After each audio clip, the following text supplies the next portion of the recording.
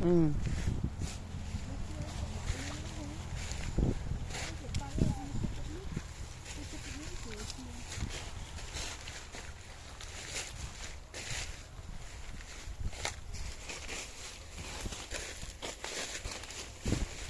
Đuôi chở nó làm xe chứ nè này. Hả? Mua tiết đây nè. Tới tới vô on tới. Mà đi pi ngày tiên mà cam con khôi chứ. Hả? Ừ.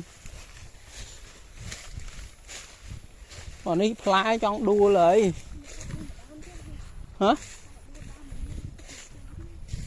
Trời ơi, on hết đã.